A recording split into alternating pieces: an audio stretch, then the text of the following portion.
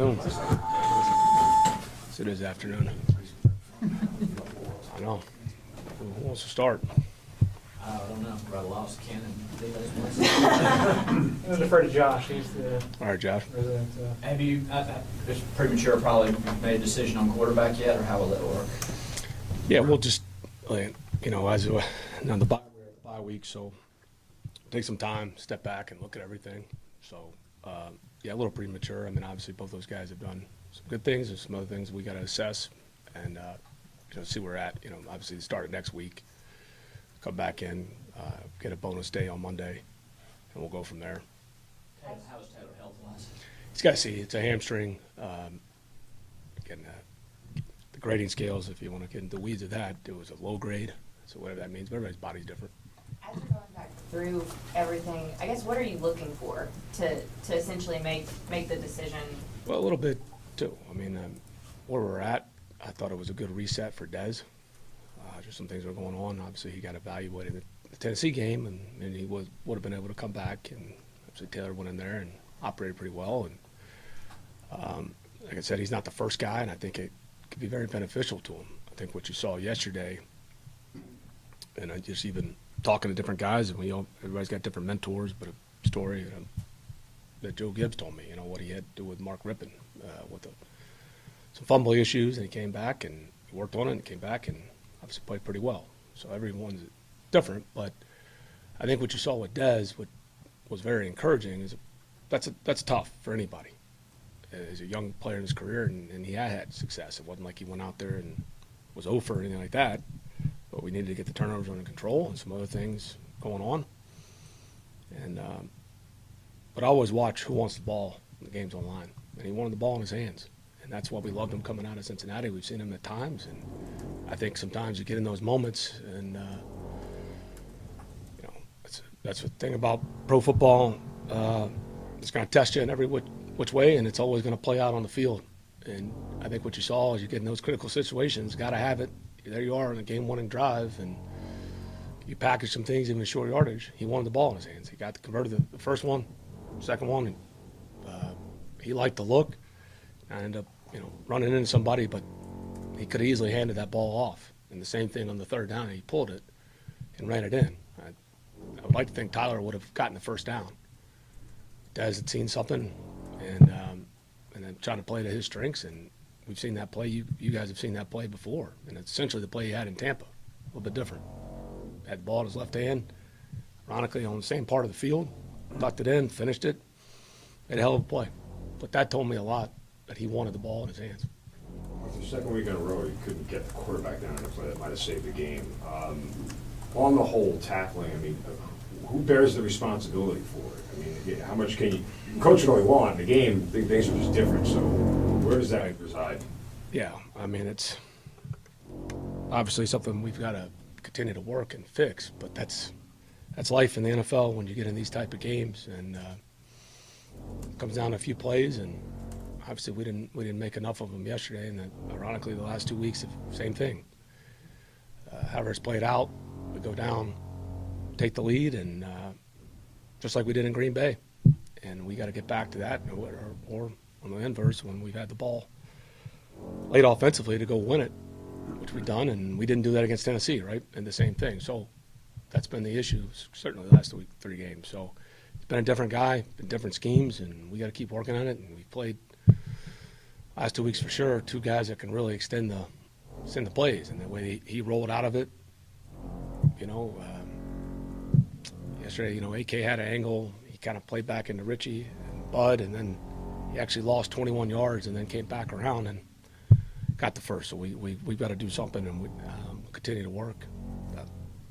What you're setting up, why we wanted him to step up in the pocket like we did with Lamon down forward. Lamon comes off and sacks him, but he made the play and we didn't. Arthur, as you self-evaluate during this period, is there anything, early conclusions you've come to, whether it's way quarterbacks were handled, play calling, any way you kind of approach the job? Sure. I think too, Jeff, I think that, as it should, there's a lot of ways you can look at it, right? I could sit here and spin it to you that, focus on the positives. Well, there has been some positive. There's also some negatives that, reason we haven't won the last 3 or really the last 2, right? A play here or there. And so if, say you do win those last 2 games, are there other issues that could cost you later on if we don't fix them? Absolutely. So there's a lot that goes into it. And I think ultimately, again, what gets lost sometimes too, as it should, because the offense and certainly the quarterback spot garners a lot of attention, but then it also goes back to, 1, you're looking offensively, and then 2, you look at yourself as a head coach. There are things I can do better to manage the game better. Because that's the other side that gets lost in it sometimes when you get when the game's played out, and we like our process of how you want to manage that, and then I think that you can take a step back and say, all right, there are other things you can do logistically to help, manage it, and ultimately I need to be a better head coach too, right? So it all goes into it, and so that'll be a good time. Look at everything and things that we switch year to year, things that they've done before that I think may help us, so that we'll look at it all. When you say maybe you need to be a better head coach, anything specific? Well, it's just like this. I mean, I guess you could use that word and go 100 different ways. It's not me trying to be a martyr. It's just, right, if you're not getting the results you want, each year in each game there may present different obstacles. Some of the stuff about when to be aggressive on teams, when not to be, about setting things up, about, going for it. And so I think you just take a look at everything, see what your process is, and where do you think needs more help, what doesn't. So that's, I think we've got a very collaborative staff. I think the easy thing to get caught up into, I think sometimes every building's different. I'm sure there's guys in this room, in this league, that try to do it all by themselves. We're very collaborative in how you set things up, so it's not like you're just pulling plays out of your head and it's a one-man show. So there's some things I think that maybe if it logistically gives us better, or maybe it helps the team in terms of how we want to manage certain situations, that's what I mean by going into it. When you, other than the situation in the NFC South, what is it that tells you this is a salvageable season, or you can still make something of it? Well, I think a lot of things. Because of, again, how close you are in these games. They're all coming down to the wire. And so if all of a sudden it was hopeless or morale was low, yeah, that's a completely different animal. That's when you see that, when you're like, all right, yeah, there's no hope. That's not the case here. As frustrated as you feel, and you got to look at it. The results are what they are, but there's true evidence that we can right this thing. And even if you were 3 games back, the last 7 games matter, and history will tell you that. Or you said throughout the season that you are what your record says you Sure. is. If you want to make the playoffs, you got to be a different team coming out of the bye Absolutely. than what you've been. In your experience as a coach, have you seen a team really truly change who they are over during a bye week? How much can, I guess, be? Yeah, I mean, and some of it too is like, all right, what's been causing some of your issues that are close? You're talking about a play here or there.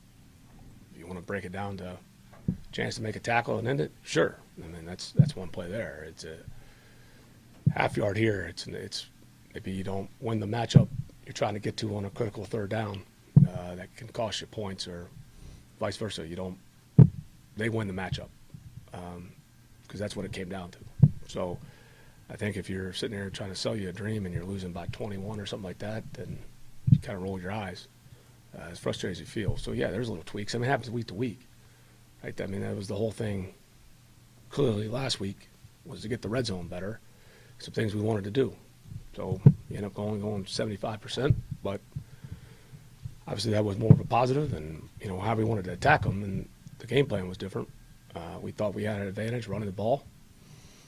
The first half was it was fast as hell. I mean, we had 3 possessions. I'm not counting the kneel down with 10 seconds, but we didn't score on the first one. The last 2 we did.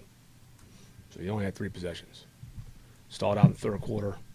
Again, that's the give and take. Adjusted, started trying to work the ball outside, and gave us a chance with the go-ahead. So there's just a lot that goes into it. But yeah, absolutely. I mean, there's natural evolutions, and a lot of it is just getting over this hump. It's an enormous game coming in. You're right about the NFC South, whatever it is, but we'll see what it looks like when the season ends. Arthur, 3-game losing streaks tend to bring a lot of eyeballs. Sure. To a lot of different things. Are you, as a head coach, starting to feel pressure? Like, here's the best way to answer that. No, in terms of like worrying about everything, outside of your control, right? I mean, that, and I'll say this, like, in professional sports, like, don't go and get into professional sports if you're worried about that. So, I mean, that's just the truth. I mean, that's kind of your life philosophy. That's why I think this game is so is awesome. And it's kind of the old Latin phrase, amor fati, you know what I mean? Like, you love of your fate, because I think if you look like a life like that, that's what you step into these things. And I took 4 years of Latin, so if I butchered that, there's some teachers that are going to be pretty mad at me from 20-something years ago. Sorry. But that's really the gist of it. And it's kind of how you approach life, and that's what you love this game. And I love the opportunity that I get to do this, and I get to work with the guys we got. And if you lose that perspective, shame on you. And you embrace it. The good, the bad, the pressure. That's what you want. It's what you sign up for. So good news is, not dead. And we have a chance to, as you said, salvage the season or do something about it. And whatever the odds are, we know we can use this time, get away, try to find solutions, and come back in here and go do everything to beat New Orleans. Kind of follows that, but yeah, I mean, you got fans screaming for your job right now, obviously. Does that impact you? Do you understand it in any way? What are your thoughts on it? It goes back to something about pro football. Like, don't sign up for it. I mean, honestly, it doesn't matter. It doesn't matter if you win 10 Super Bowls or you don't win anything. I mean, that's what it is. So if you don't like that, don't sign up for it. That's players, everybody. I mean, if you don't want the pressure, there's other professions you can go do. I mean, that's just what it is, Jeff. You know what I mean? Like, we know what we're hired to do, and you embrace it, and you try to do everything you can to win. So you do right by the job you're hired to do. I feel because of the nature of football, it's so reactionary. How do you, and like it's easy to kind of fall into the highs, the lows, the lows. Mhm. How do you avoid falling into the lows, especially now when you have kind of a losing streak and an Sure. extra week to sit on it? Yeah, I mean, that's the reality. And it's kind of the world you live in. And, right, I mean, there's more communication that happens through all kind of platforms. Or more, you find whatever you want. If you want to search for it, there's a million podcasts, there's a million shows, there's a million, short streaming videos, whatever your platform is, right? YouTube, TikTok, Instagram feeds. I'm sure I'm missing a couple, probably out of date here, but whatever it is, there's a million different ways to communicate now. So things get covered that way. But that's the history of time, right? It's just different platforms. And if you don't have the discipline regardless, because even when you win, if you don't have the discipline to realize that, hey, I got to be objective because this is something that we make the tackle. Okay, there's a few other issues that we don't fix that's going to hurt us in a critical game in the future. So it's a discipline, and understand what you signed up for, and do the best you can to ignore it both ways. I think you mentioned positives. What are things that you feel like this is something we can count on or know going on? Well, I mean, I guess this, like, you can look at things that there's guys that across this team that want the ball in their hands in critical moments, because that's what this game's going to come down to. Whether it's a regular season game or hopefully in the postseason, those are things our guys don't shy away from.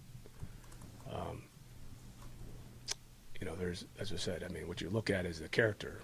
When you hit adversity is when you're going to find out who you are and really what your culture is. And that's why I'm very confident in our guys, because that's what's going to show you. I can talk about it if you're on a 3-game winning streak and everybody's feeling good. That's easy to do. It's when back's against the wall or you lose a couple games like we did close, that's what you find out. And I believe in our guys and what we're doing. You've used the word reset with Dez a couple of times. What's he resetting from, do you think? Well, there's a lot that goes into it. And so, there's things that I think he's done really well as a young player, and then I think he's got sometimes you need a fresh perspective. So, again, that's what I think helped him, and I think he saw when he got in there. I saw his confidence, and I saw the guy that the reason we love him and wanted him here coming out. He wants the ball in his hands, and in critical moments, because he has done a lot of good. But the reset, to refocus and work on the things that they thought that could help him, and he's done that. As you make this decision at quarterback, what would be the case for Taylor? I know it's only been a small sample size. Yeah, but just what go do you take like? a step back and look at it and make sure we're doing best for the team. Special teams has bit you now a couple times on punt coverage. It pretty much amounts to a turnover both in Washington and this one. Is that something where you will look to change what you do tactically in terms of directional punting or personnel, or how do you fix that, I guess? Yeah, Or is it- same thing. You defensively or offensively, what's been our issues, and you look at it, personnel and what you're trying to set up, and the direction of stuff and directional kicking, and whether you execute that or don't. And then obviously yesterday you get a chance to get the guy down, and two guys right there, and we miss it, and then the rest of the angles, the convoy coming behind them.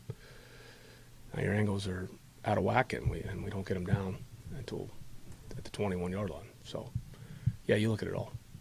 When you last talked to the team, I'm not sure if it's actually happened yet or not, but the message and what were the players, how were they responding? I know you say you believe in them. Do you get the sense that belief is reciprocal, and they believe in the staff and everybody and what you guys are doing as well? Yeah. Yes. The short answer.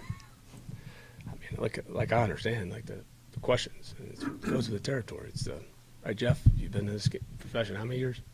He's old, 2 or 3. 2 or 3. Natural cycle of things. So these are natural questions when you're in these kind of situations. Yeah, I mean, that's, you guys are here, you see them, see the actions. We'll come in tomorrow, meet some more, and like I said, we'll look forward to getting these guys out of here for a couple of days. I think it'd be beneficial for them to come back in here, and everybody have a reset and focus on beating the Saints. You've probably been in locker rooms or media rooms before where you knew players were tuning out the coaches, though, right? Yeah, I mean, when you got, like I said, what you find out about people is adversity, right, Jeff? I mean, you guys talk to them. We got great guys in that locker room, think for themselves, and they got the right actions. Yeah, I mean, you can certainly see it all across every sport there is. Anything else? How did you evaluate the run blocking, pass blocking? Which game and which situation? I guess generally we've seen it, I broadly as you can. I mean, it seems like well, let's start with Sunday. It seemed like the run game was working well. Pass game wasn't. Yeah, well, again, I mean, it's what you break it down like this. So we had intent where we thought we had an advantage inside, and so, that's what we took advantage of and led to 2 scoring drives out of the 3 in the first half. The first half, first drive stalled out on the 3rd down, miscommunication between 2 guys, and so we had a punt. We get the ball back and, marched down there and got 2 touchdowns out of it. But that's just part of the game plan. And then you get in the 3rd quarter, we got off track, we got a holding call, we got sacked. They made some adjustments that, some of it wasn't revolutionary, but, we can execute better, and that's what you do. You come back and say, hey, look, we got to go. Here's what they're trying to do. We got to go here, and that's what good staffs do. And I would argue we've adjusted pretty well in the second half, a lot of games. So we kind of changed our tactics and gave us a chance to win. So, and how they happened on the sacks, it wasn't like our pocket was getting caved in. You have a miscommunication. They were showing different looks. Guy popped out. And one of them we didn't squeeze. One of them was guy gets tripped on a play action. So the week before, right, Minnesota had the #1 leader in sacks in the NFL, and we changed a couple schemes up about what they're doing. I thought they passed by pretty well. So that's kind of the week in and week out, and we got to continue to make sure we get better. Anything else? Thank you.